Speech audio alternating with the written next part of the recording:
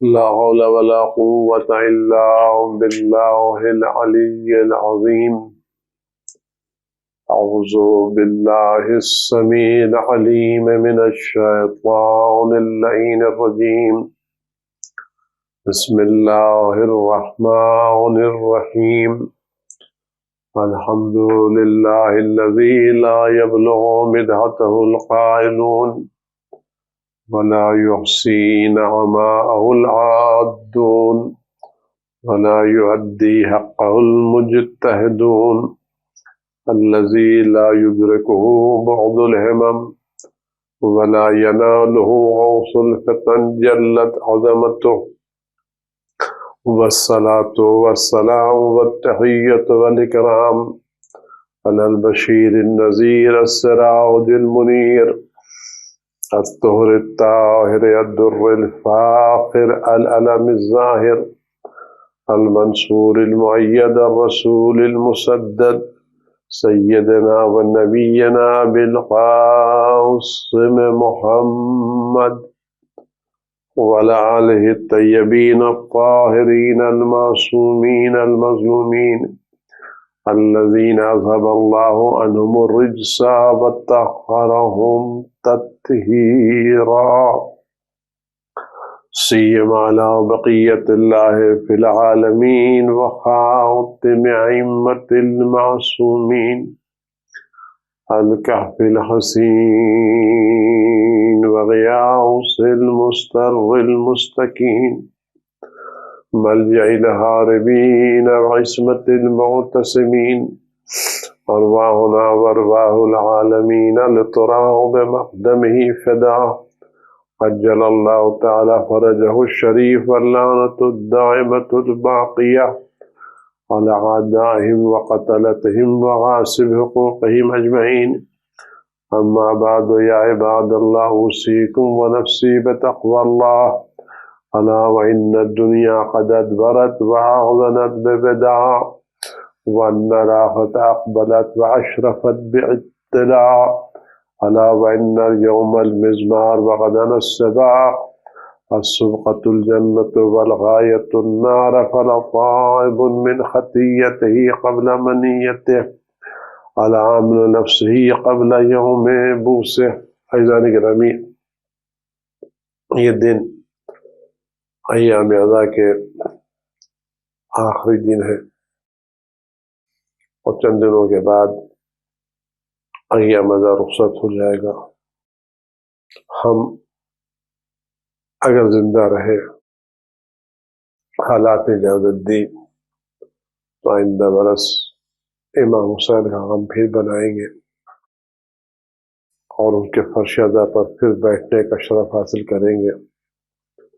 سینہ زنی کی پھر توفیق نصیب ہوگی، پھر آنکھوں سے آنسو بہیں گے.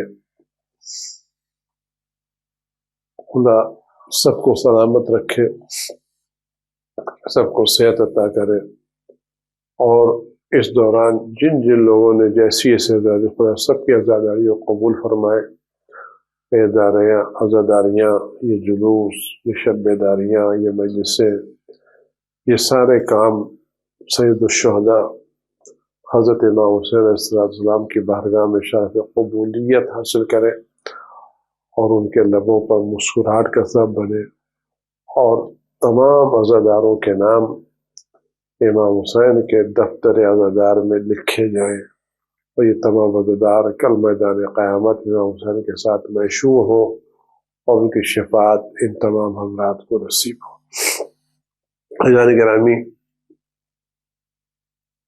شہادت رسول خدا صلی اللہ علیہ وآلہ وسلم اور امام حسن علیہ السلام کی شہادت. رسول کی شہادت بھی ایک امام کے ساتھ ہے، اور رسول کا روز ولادت بھی ایک امام کے ساتھ ہے. آپ کی شہادت آپ کے نواسے امام حسن کے ساتھ ہے، اور آپ کا روز ولادت آپ کے فرزند امام جعفر صادق علیہ السلام کی ولادت کے ساتھ ہے. ایک امام شہادت میں آپ کے ساتھ شریک ہے اور ایک امام ولادت میں آپ کے ساتھ شریک ہے. اس طرح سے نبوت اور امامت ساتھ ساتھ ہے، شہادت میں بھی نبوت کے ساتھ امامت ہے اور ولادت میں بھی نبوت کے ساتھ ساتھ امامت ہے۔ یہ اس بنا پر ہے کہ دنیا لاکھ امامت کا رسول خدا جدا کرنا چاہے، دنیا لاکھ کوشش کر لے، لیکن امامت نبوت سے، امامت رسالت سے جدا نہیں ہو سکتی، یہ ساتھ ساتھ رہے گی، ہمیشہ ہمیشہ رہے گی۔ رسول خدا خداوند عالم کا عظیم ترین تحفہ ہے جو اس نے دنیا کو عطا کیا ہے، تجلی اعظم ہے۔ جب سے دنیا بنی ہے اور جب تک دنیا باقی رہے گی، خداوند عالم نے کسی کو، کسی امت کو، کسی گروہ کو، کسی فرشتے کو، کسی زمین، کسی آسمان، کسی بھی مخلوق کو حضرت رسول خدا صلی اللہ علیہ وسلم سے بڑا تحفہ نہیں دیا۔ خدا نے انبیاء بھیجے ہیں، رسول بھیجے ہیں، رہنما بھیجے ہیں، امام بھیجے ہیں، لیکن خدا نے رسول خدا صلی اللہ علیہ وسلم جیسا عظیم تحفہ کسی کو نہیں دیا ہے۔ عظیم ترین مخلوق کو، سب سے محبوب مخلوق، سب سے عزیز مخلوق، سب سے محترم مخلوق، سب سے معزز مخلوق کو خدا نے اپنا نمائندہ بنا کے بھیجا۔ عظیم ترین تحفہ جو خدا نے انسانیت کو عطا کیا ہے۔ اس رسول نے آ کے کام کیا انجام دیا اور کس ماحول میں بھیجا، اور اس ماحول کو کیسا پیغمبر نے تبدیل کیا۔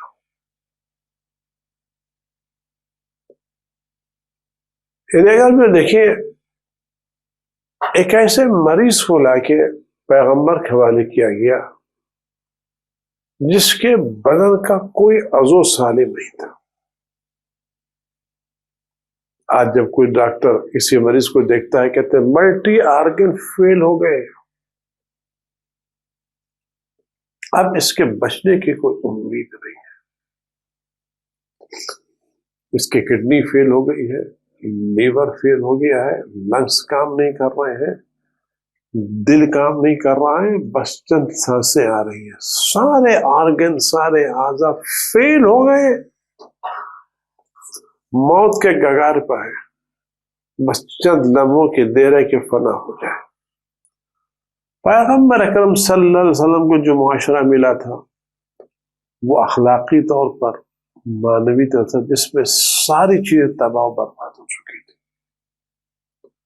کوئی ایک چیز صحیح و سالم نہیں تھی، سارے آرگن، سارے اعضاء، سارے جوارے، ساری اقدار، سارے اخلاق، سارا ایمان، سارا ادب، سارا احترام، سب فنا و برباد ہو چکا تھا، تباہ و برباد ہو چکا تھا۔ انسانیت کے نام کی کوئی چیز نہیں تھی۔ ایسے دائم المریض اور مختلف طرح کی بیماریوں کا شکار انسان، ایسے ماحول میں خداوند عالم نے اپنے عظیم ترین طبیب کو بھیجا۔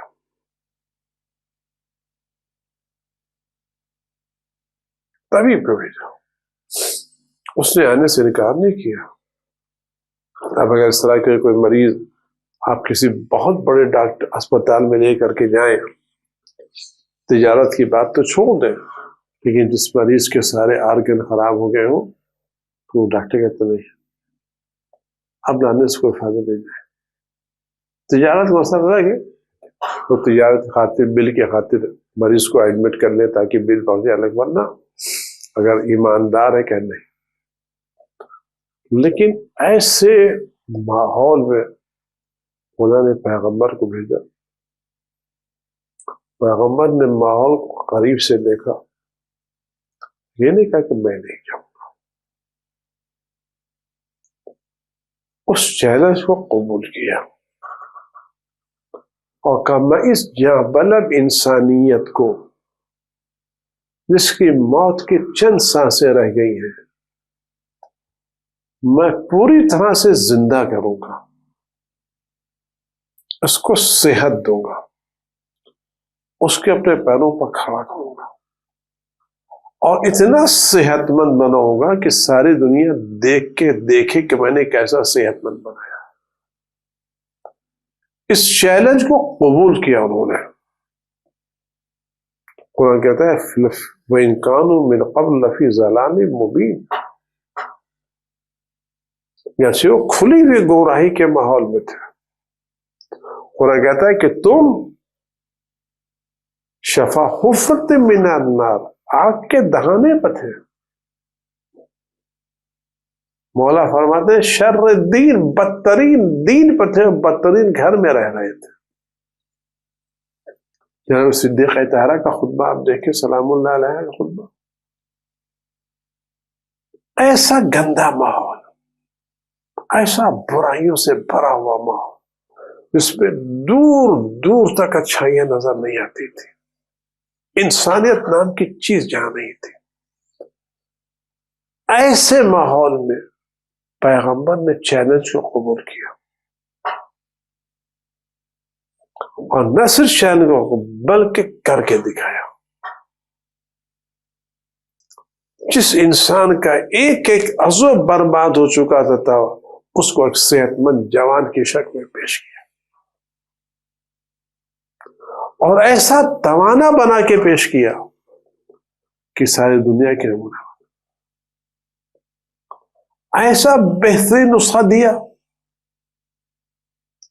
آپ سب بتائیں، اگر پیغمبر نے ایسے ماحول میں دیکھا اور چیلنج قبول کر کے بات کو کامیابی تک پہنچائی، تو کیا ان سے بہتر دنیا میں کوئی طبیب ہو سکتا ہے؟ ان سے بہتر دنیا میں کوئی مصلح ہو سکتا ہے؟ ان سے بہتر کوئی دنیا میں کوئی مریض انسانیت کا علاج تجویز کر سکتا ہے؟ ان سے بہتر کوئی نسخہ لکھ سکتا ہے؟ انہوں نے علاج بھی تشخیص کیا، مرض تشخیص کیا، علاج معین کیا، دوا لکھی، اور اتنی مؤثر دوا لکھی کہ سینکڑوں برسوں کے مرض میں مبتلا انسان چشم زدن میں دیکھتے دیکھتے صحت مند ہو گیا، جوان ہو گیا. اس دوا میں ایک سیر تھی، صحیح تشخیص، صحیح دوا، صحیح ڈوز.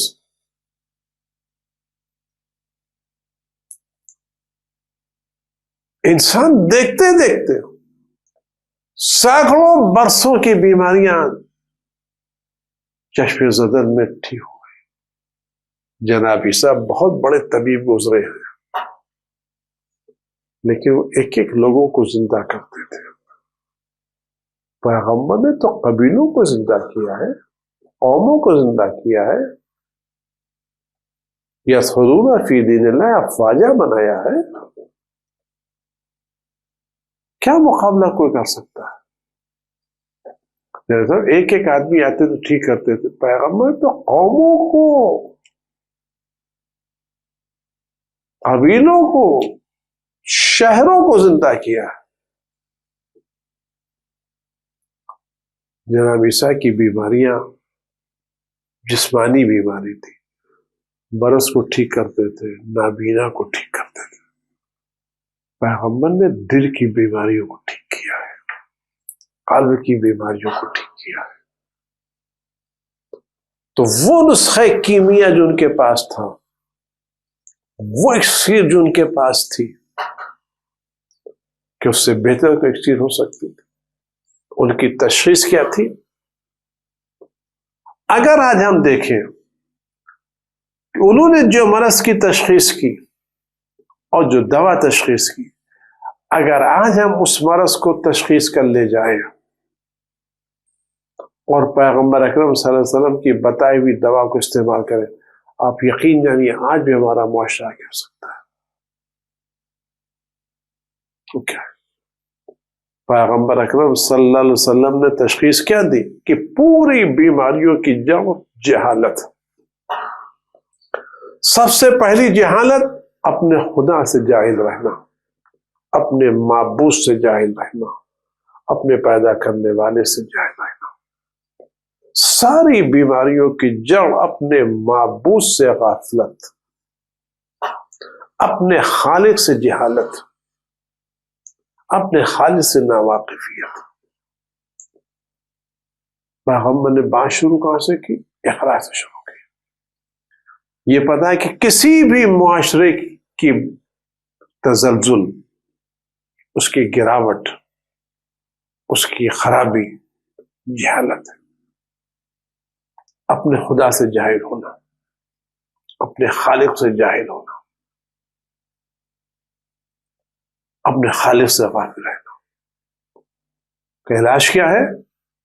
اس جہالت کو علم میں تبدیل کیا جائے، اس غفلت کو معرفت میں تبدیل کیا جائے، اس غفلت کو یاد دہانی میں تبدیل کیا جائے. پیغمبر نے کیا. وہ خدا کی معرفت آتا کہ جس خدا کو وہ بھولے ہوئے تھے، اس کو ایسا یاد دلایا کہ اٹھتے بیٹھتے سوتے جاگتے ان کے ذہن میں خدا ہی ہوتا تھا. جب ان کے ذہن میں خدا آ گیا اور معرفت خدا سے ان کے دل منور ہو گئے، علم خدا کی، معرفت خدا کی روشنی آ گئی، تو اخلاقی برائیوں کے اندھیرے خود بخود دور ہونے لگے.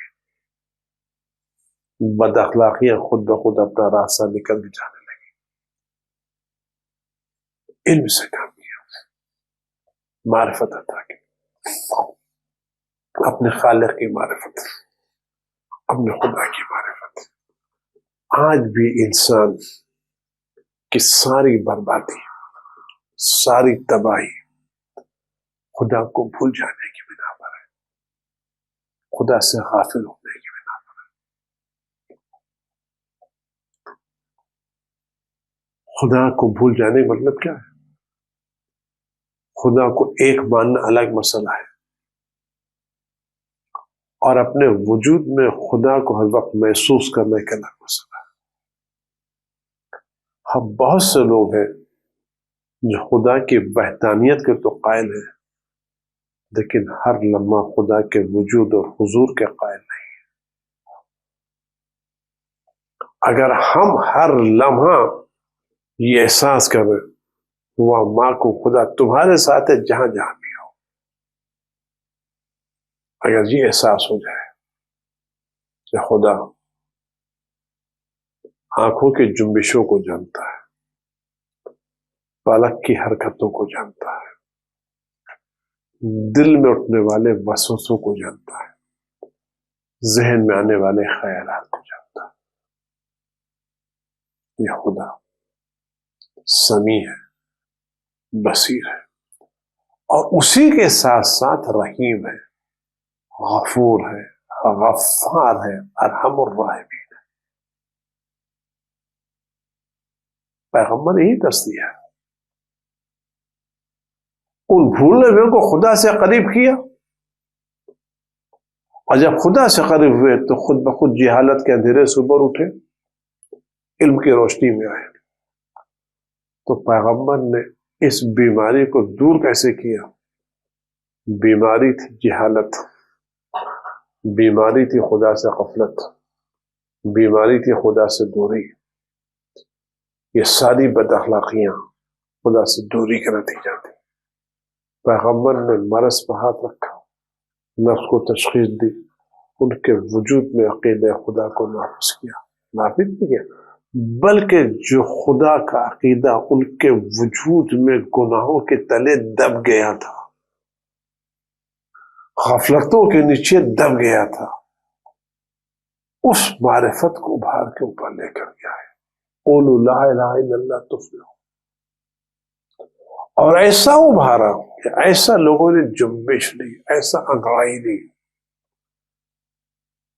کہ شرک کے سارے گرد و غبار دور ہو گئے، اور ایسا پر جھاڑ کے نکلے جیسا کوئی گرد و غبار میں آلودہ پرندہ کسی صاف شفاف پانی میں غوطہ لگا کے نکلے تو کیسے اس کے پر صاف صاف ہو جاتے ہیں. تو شرک کی آلودگی میں ڈوبے ہوئے انسانوں نے جب توحید کے دریا میں ڈبکی لگائے تو نکلے تو سلمان نکلے، بوزر نکلے، مقداد نکلے، بلال نکلے، کیسے کیسے لوگ نکلے. پیغمبر نے کیا کیا؟ آج بھی علاج وہی ہے، آج بھی علاج وہی جہالت کی دوری ہے، آج بھی علاج وہی تعلیم ہے. آج ہمیں ضرورت ہے، اپنی قوم کو اوپر لانا چاہتے ہیں تو جتنا ہم اس کو معرفت توحید عطا کریں گے، جتنا ہم اس کو خدا سے قریب کریں گے اور جتنا اس کی تعلیم کے انتظام کریں گے، اتنا ہی ہماری قوم آئے. ہماری قوم کی آج بیماری فقیر ہی نہیں ہے. کہتے قوم فقیر ہے، کاروبار نہیں ہے، گھر ٹوٹے ہوئے ہیں، مکان ٹوٹے ہوئے ہیں، کھانے کے پیسے نہیں ہیں، گھروں میں چولہے نہیں جل رہے، لہذا قوم غریب ہے. آج تو پیسے بھی ہیں، دولت بھی ہے، سرمایہ بھی ہے، عمدہ عمدہ مکانات ہیں، بنگلے ہیں، کاریں ہیں، پھر بھی آج قوم کیوں پچھڑی ہوئی؟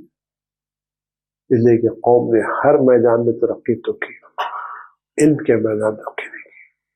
ہم نے بڑے بڑے ادارے تو بنائے، ان اداروں کو ہم نے سجایا تو، لیکن تعلیمی ادارے نہیں بنائے. ہم نے ذہنوں کی تربیت کے سینٹر نہیں بنائے. اگر آج ہم وہ کام کرتے جو امام صادق نے کیا تھا کہ گاؤں گاؤں میں لوگوں کو بھیجتے تھے تبلیغ کے لیے، تعلیم کے لیے، تدریس کے لیے، مدرسے کھولتے تھے، تعلیم قرآن کے مدرسے کھولتے تھے. اگر آج ہم میں یہ شعور بیدار ہو جائے، ہم میں یہ جذبہ پیدا ہو جائے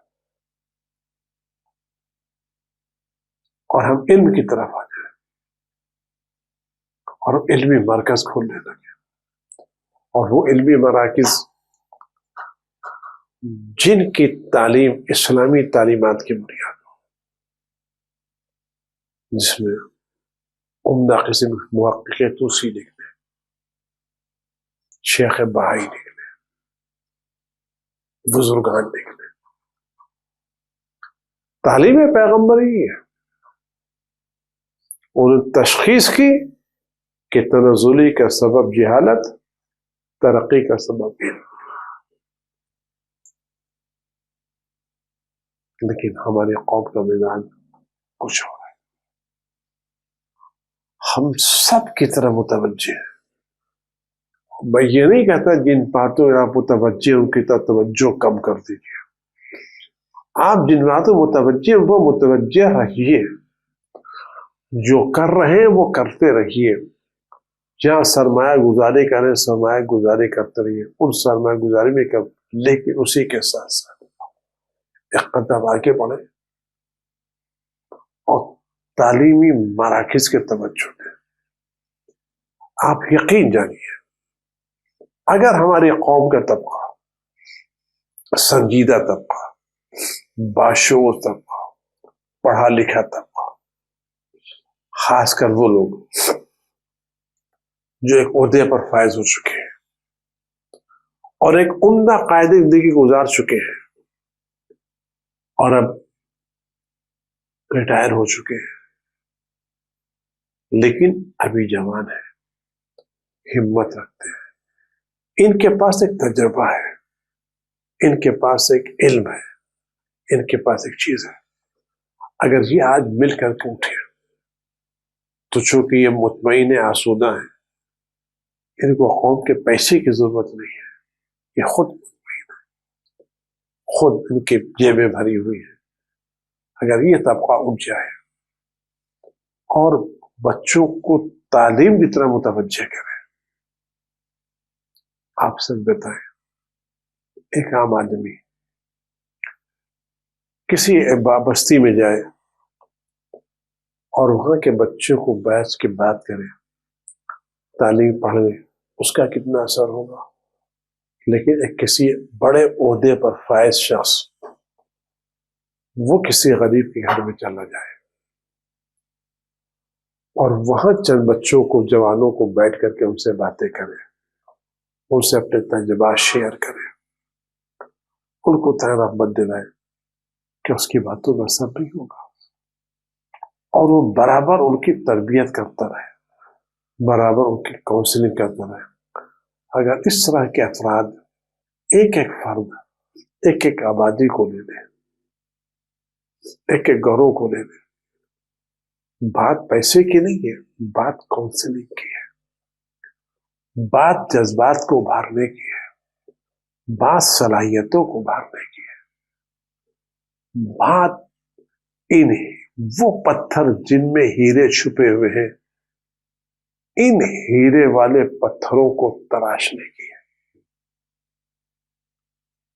یہ صاحبان منصب کو تراشنا آتا ہے۔ اگر تراش دیا جائے، اگر یہ لوگ جہاں بھی میری آواز پہنچ رہی ہے، آپ اپنے اعتبار سے چھوٹے چھوٹے گروہ بنائیں، 10 20 بچوں کو لیں۔ مسئلہ پیسے کا نہیں ہے، مسئلہ کاؤنسلنگ کا ہے۔ ان بچوں کو بتانا ہے کہ تم بو علی سینا بن سکتے ہو، تم انسٹائن بن سکتے ہو، تم نیوٹن بن سکتے ہو، تم ابوالکلام بن سکتے ہو، تم بڑے آدمی بن سکتے ہو، تم میں صلاحیت ہے، تم میں جذبہ ہے، تم اپنی صلاحیتوں کو دیکھو تو صحیح، اپنی صلاحیتوں کا استعمال کرو تو صحیح۔ آپ یقین، یعنی ایک معمولی سا مشورہ انسان کی قسمت کو بدل دیتا ہے، ایک معمولی سے رہنمائی پوری زندگی کو روشن کر دیتی ہے۔ مسئلہ پیسے کا نہیں ہے، پیسہ تو خدا دے گا، آپ کام شروع کر کے دیکھیے، کاؤنسلنگ کر کے دیکھیے، بچوں کو اپنی گود میں اٹھا کے دیکھیے تو صحیح، ان گوہروں کو، ان جوہروں کو، ان ہیروں کو اپنے ہاتھوں پر رکھ کے تراشیے تو صحیح، دیکھیے کیا ہوتا ہے، دیکھیے کیسی ترقی ہوتی ہے۔ اگر آج ہم رسول خدا کو خراج عقیدت دینا چاہتے ہیں تو میرے خیال سے ایک اچھا خراج عقیدت یہ ہوگا، ہم ان کے ماننے والوں میں معرفت توحید پیدا کریں، تعلیم کا جذبہ پیدا کریں، ان کو ابھار کے دیکھیں گے۔ اور ایک بات میں آپ سے عرض کروں، آپ مت گھبرائیے، حضرت ولی عصر صلوات اللہ السلام علیہ نے اپنے نائب حضرت آیت اللہ العظمیٰ آغا سید ابو الحسن اصفہانی رحمۃ اللہ علیہ کے نام جو توقیع لکھی تھی، اور جس توقیع کو دیکھنے کا شرف میرے مرحوم استاد کو نصیب ہوا تھا، انہوں نے فرمایا کہ میں جناب ابو الحسن اصفہانی، انہوں نے وہ توقیع مجھے دکھائی تو میں نے اپنی آنکھوں سے وہ توقیع دیکھی۔ وہ توقیع میرے استاد محترم کو دیکھنے کا شرف، اس میں لکھا تھا، ابو الحسن اصفہانی سے فرمایا تھا مرجع وقت سے کہ دیکھو ارخص نفسک، اپنے کو بہت لیے دین کو آسان بناؤ، مجل مجلس کا فی الدہلیز، اور اپنے بیٹھنے یا دروازے کی چوکھٹ قرار دو تاکہ لوگ تم سے آسانی سے مل سکیں، اپروچ تم تک آسان ہو جائے۔ وقت سے ہوائے جناس، لوگوں کی ضرورتوں کو پورا کرو، انا ننصرک، ہم تمہاری مدد کریں گے۔ یہ جملہ ان سے نہیں ہے، یہ ایک عام جملہ ہو سکتا ہے کہ تم لوگوں کے دروازے پر جاؤ، ان کی حاجتوں کو پورا کرو، ہم تمہاری مدد کریں گے۔ یہ امام کی ضمانت ہے کہ جو شخص امام کے چاہنے والوں کی ضرورتوں کی خاطر قدم اٹھائے گا اور ان کی ضرورتوں کو پورا کرنے کی خاطر قدم اٹھائے گا، امام وقت اس کی ضرور مدد کرے گا۔ آپ قدم اٹھا کے دیکھیے، آپ ان بچوں کو کاؤنسلنگ کر کے دیکھیے، ان بچوں کو حوصلہ دے کر کے دیکھیے، ان نوجوانوں کو ایک سمت بنا کے دیکھیے، ان جوانوں کو گائیڈ کر کے دیکھیے، دیکھیے آپ کے آگے بڑھتے کیوں نہیں۔ آپ کے پاس تجربہ ہے، ایک عمر گزاری ہے، اب آپ دنیا میں بڑی ریاست کر چکے، بڑے عہدے پر فائز ہو چکے. میں چاہتا ہوں کچھ قوم کی ایسی خدمت کر جائے کہ آخرت میں بھی آپ کو بڑے بڑے عہدے ملے، بڑے بڑے منصب ملے. مجھے امید ہے کہ لوگ آگے بڑھیں گے، اور ان دنوں میں ہم اس قوم کے تعلیمی معیار کو بیدار کریں گے. گرچہ بیداری آئی ہے، کام شروع ہوا ہے، لیکن ابھی بہت کام باقی ہے. ابھی ہمیں ہر گاؤں میں، اپنے ہر علاقوں میں تعلیمی ادارے کھولنے، خاص کر لڑکیوں کے لیے.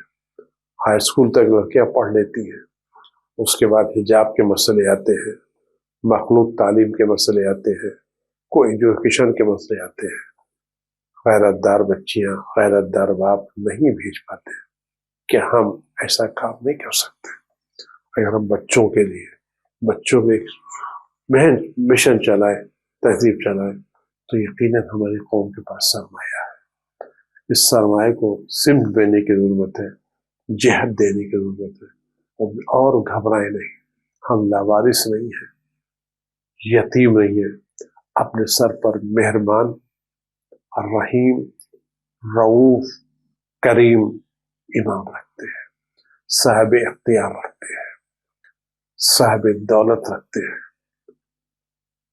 دس بستہ امام نہیں ہے. ہمارے امام غیبت میں ہے، لیکن ہاتھ کھلے ہوئے ہیں، امکانات فراہم ہیں. ہم آگے بڑھیں، یقیناً ہمارا امام ہماری مدد کرے گا. اگر ان ایام میں ہم یہ سبق سیکھ لیں تو شاید ہم نے رسول خدا کو ایک اچھا خراج عقیدت پیش کیا ہے، اور رسول خدا کے لبوں پر مسکراہٹ کا سبب بنے ہیں.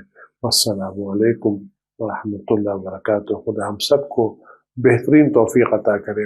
ہمارے امام کے ظہور میں تعجیل ہو، امام کے ظہور جلد معین و مقدر ہو، اور ہم کچھ ایسے کام کر لے جائیں کہ ظہور کے وقت جب ہماری ملاقات امام سے ہو تو یہ ملاقات لبوں پر مسکراہٹ کا سبب ہو اور ہماری عزت کا سبب.